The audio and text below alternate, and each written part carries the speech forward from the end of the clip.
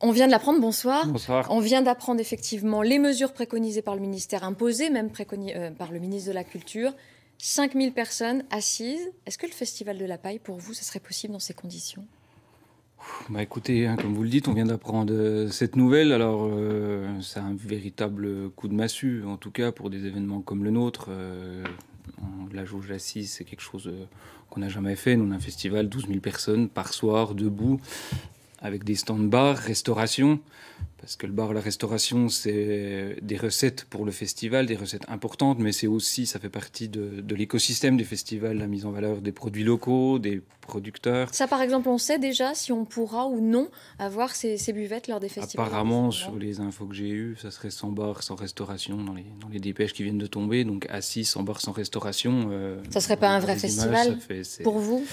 Ça fait pas partie des valeurs de l'association, ça fait pas partie de notre projet, de ce qu'on veut faire. Hein. Alors, comme je vous dis, on vient d'apprendre ça il y a 10 minutes. C'est un coup de massue. Après, il faut qu'on réfléchisse avec toute l'équipe sur ce qu'on va pouvoir faire. Est-ce que là, votre programmation était déjà en partie présentée, engagée? Ouais. Pour vous, s'il faut tout réécrire, c'est possible? Ou est-ce que vous vous dites que ça vaut pas le coup de faire un festival?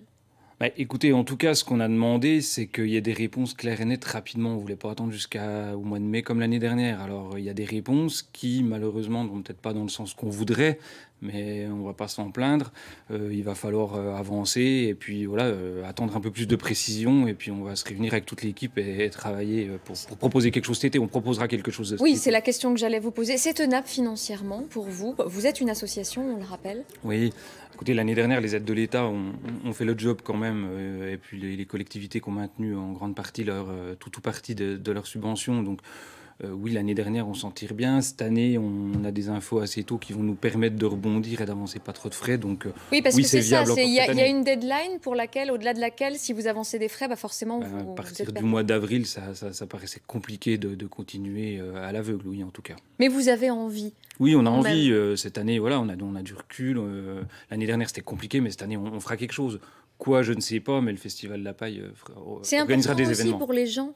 C'est important pour les événements, pour toute l'association. Moi, j'ai 40 bénévoles organisateurs qui sont tous plus formidables les uns les autres, qui sont derrière et qui trépignent d'impatience, parce que les festivals, c'est un écosystème, c'est aussi un lieu d'expérimentation avec des gens pleins d'idées, plein de motivation. Donc on arrivera à rebondir, à faire quelque chose. C'est vrai que ça nous manque, la musique et les festivals. En tout cas, on compte sur vous, effectivement, pour organiser, pour nous, on l'a compris, quelque chose cet été. Merci beaucoup.